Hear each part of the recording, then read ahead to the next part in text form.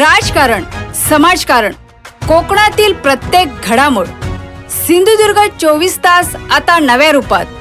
सिंधुदुर्ग संवाद, ताज्या घडामोडींसाठी आताच सबस्क्राइब करा. या सरकारपुढे गेले 3-4 महिने आम्ही जे काय गाऱ्हाणे मांडत आहोत त्याचा आज शून्य उपयोग झाला, अशी भावना मनात निर्माण झाली आहे. तालुका कृषी अधिकारी यांच्याकडून माहिती घेण्यात आली. त्यामध्ये शिरगाव सर्कललाच फक्त इन्शुरन्सचे पैसे मिळणार असून देवगड, पडेल, बापरडे हे सर्कल इन्शुरन्स मधून मिळणाऱ्या मदतीपासून वंचित राहणार असल्याचे मत आंबा बागायतदारांनी व्यक्त केले. बरेच काही दिवस मध्यंतरी शेतकरी आंबा संघटना शेतकऱ्यांच्या न्याय हक्कासाठी शेतकऱ्यांना या सरकारकडून मोठंसं पॅकेज मिळेल या आशेवरती आम्ही खूप आंदोलन मोर्चा केले. सरकारच्या दरबारी प्रत्येक प्रश्न आमचे मांडायचा प्रयत्न केला. परंतु आज अशी काही गोष्ट घडली आहे की मागेच एक 1.5-2 महिन्यापूर्वी तहसील कार्यालयामध्ये आम्ही एक बैठक बोलवली होती. तहसीलदार मॅडमना, कृषी अधिकारी मॅडमना सांगून त्या ठिकाणी माजी आमदार मुक्ते साहेब देखील उपस्थित होते. त्यावेळी शेतकऱ्यांनी डायरेक्ट विमा कंपनीवरती आम्ही आरोप केला होता की तुम्ही जाणीवपूर्वक ज्या ठिकाणी शेती, आंबा शेती जास्त आहे त्या ठिकाणी जे ट्रिगर पडतात ते तुम्ही कमी दाखवता. त्यावेळी त्यांनी असं आम्हाला सांगितलं होतं, नुसतंच सांगितलं नव्हतं, तो जो पण आला होता त्यांचा अधिकारी होता इन्शुरन्स कंपनीचा, त्याला आम्ही मीडिया समोर बाईट द्यायला लावली की तू जे बोलतोयस ते खरं आहे का. तर त्याने सांगितलं होतं आमची बातमी लीक झाली त्याच्यामुळे ती प्रसिद्धी मीडियात झाली होती.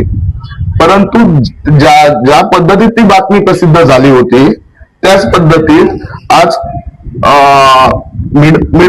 देवगड, पडेल आणि बापरडा या 3 विभागांना 1ही रुपया इन्शुरन्सचा मिळत नाहीये. हे पैसे काय सरकारच्या तिजोरीतून आम्हाला नाही द्यायचे. हे पैसे आम्ही आमच्या हक्काचे भरतो. ज्या पद्धतीत आम्ही इन्शुरन्स क्लेम करतो, जर आम्ही आजारी पडलो तर मेडिकल इन्शुरन्स क्लेम करतो, त्या ठिकाणी हे दिल्यानंतर आम्हाला मेडिकल भेटतो क्लेम. आज शेतकरी पूर्णतः आजारी पडलेला आहे, संकटात आहे. असं असताना तुम्ही जर हातावर हात धरून शेतकऱ्याच्या टाळूवरचं लोणी, म्हणजे शेतकऱ्याचेच पैसे आहेत तुमच्याकडे, जे आम्ही 5 लाख रुपये मागत होतो किंवा काजूसाठी 3 लाख रुपये मागत होतो हेक्टरी, ते तर आम्हाला तुम्ही दिलेच नाही. जे 2 लाख रुपये सुद्धा जे दिलेत ते अक्षरशः तोंडाला पाण्यात पुसण्यासारखे दिलेत.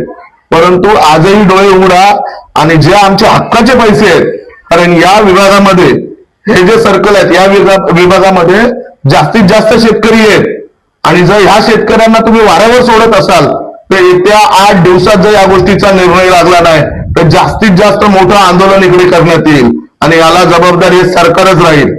कारण आम्ही तुमच्याकडे पैसे मागत नाही आहोत, आम्ही आमच्या कष्टाचे पैसे इन्शुरन्स कंपन्यांना भरलाय. हा लाखो करोडो रुपयांचा फ्रॉड आहे, लाखो करोडो रुपयांचा फ्रॉड आहे.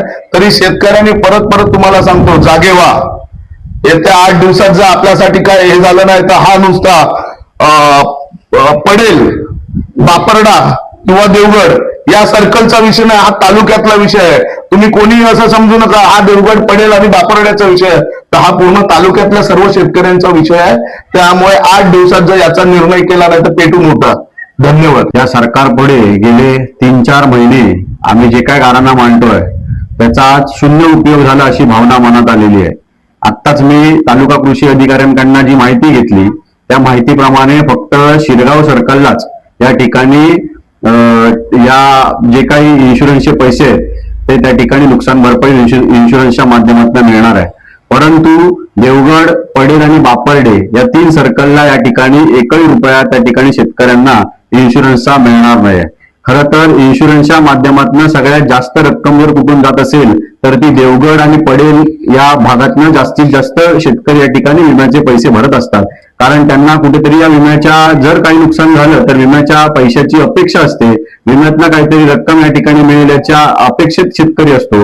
परंतु त्यांच्या आज सगळ्या अपेक्षांवर या सरकारने पाणी ओतलेलं आहे आणि म्हणूनच जर या सर्कलला जर योग्य न्याय दिला नाही तर येणाऱ्या दिवसात जरी उपोषणाचा मार्ग स्वीकारावा लागला तरी येणाऱ्या या काळात उपोषणाला बसू, पण या शेतकऱ्यांना न्याय मिळाल्याशिवाय आता गप्प बसणार नाही.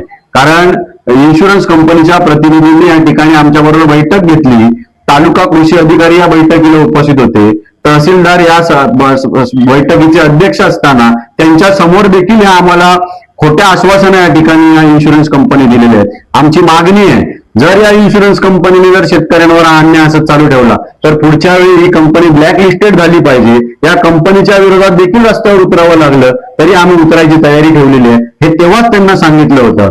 आज खर तर जी काही नुकसान भरपाई शेतकऱ्यांना मिळाली ती नुकसान भरपाई फक्त 22,000 रुपये जी काही नुकसान भरपाई मिळाली ती फक्त आणि फक्त आंबा काजू बागायतदार व्यापारी संघ देवगड या संघटनेच्या संघर्षामुळे मिळालेली आहे. याचं श्रेय कोणी लाटण्याचं काम करू नका. काही दिवसापूर्वी काही बातम्या या ठिकाणी आल्या होत्या, इन्शुरन्सचे पैसे आंबा बागायतदारांना मिळत आहेत त्याचं श्रेय घेत होते. तुम्ही खुशाल श्रेय घ्या, परंतु ह्या 3 सर्कलला पण न्याय तेवढ्याच ताकदीने देण्याचा प्रयत्न करा. आणि जर हा न्याय मिळाला नाही तर येणाऱ्या काही दिवसात उपोषणाचा मार्ग स्वीकारावा लागला तरी तो स्वीकारू, पण शेतकऱ्यांना न्याय मिळाल्याशिवाय आता शांत बसणार नाही हे या पत्रकार परिषदेच्या माध्यमातून जाहीर करतोय. सिंधुदुर्ग 24 तास आता नव्या रूपात. सिंधुदुर्ग संवाद ताज्या घडामोडींसाठी आताच सबस्क्राईब करा.